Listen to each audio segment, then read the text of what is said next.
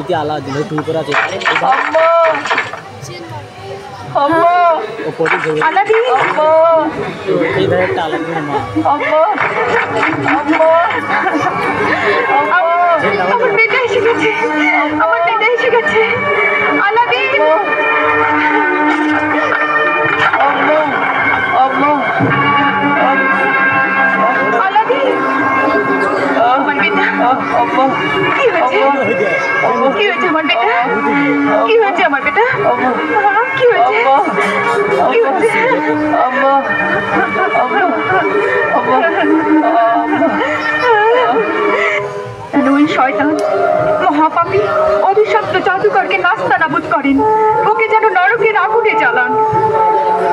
যে কষ্ট আমার বেটা পেয়েছে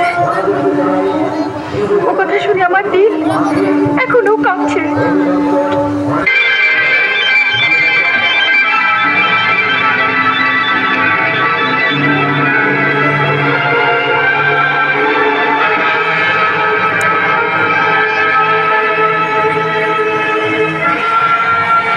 বুঝতে পারছি না বেটা, ও বারবার তোর কাছে এই প্রদীপটা কেন চাইছিল?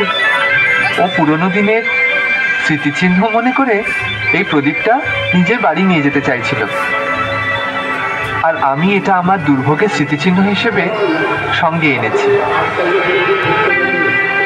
আমি এই অপয়া প্রদীপটাকে পুরনো জিনিসের ব্যবসাদার নওয়াজের নাহামি দোকানে বেচে আসবো।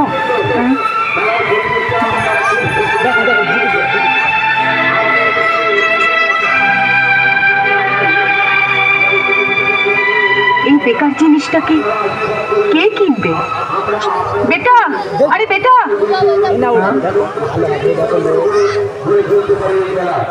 এই প্রদীপ তো ভীষণ ময়লা, আর এতে জমও লেগে আছে, এটা একটু সাফ করে নে। ঠিক বলেছ আম্মা, আমি এটাকে এখনই ঘষে সাফ করে দিচ্ছি, তাহলে দামও বেশি পাওয়া যাবে আর আমি রুটিও নিয়ে আসবো।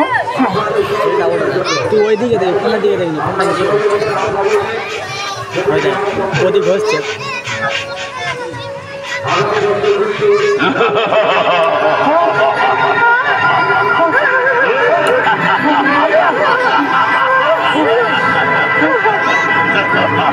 সত্যি সত্যি না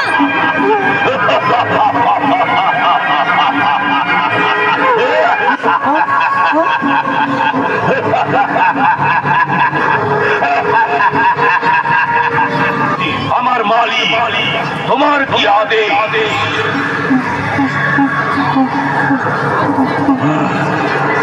আমি বাঁচতে চাই, কিন্তু দেখছি মৃত্যু আমার পিছু ছাড়েনি।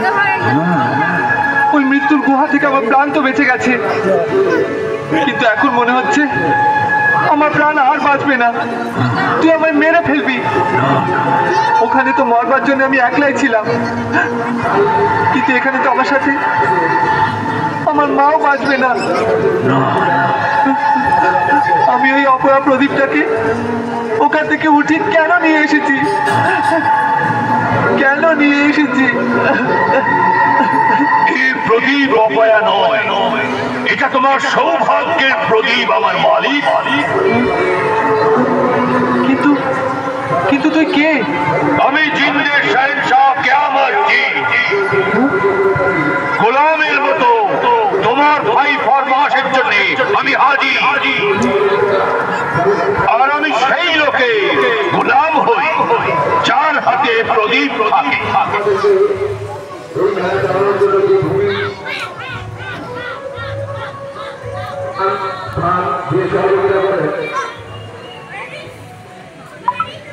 আল্লাহর মাস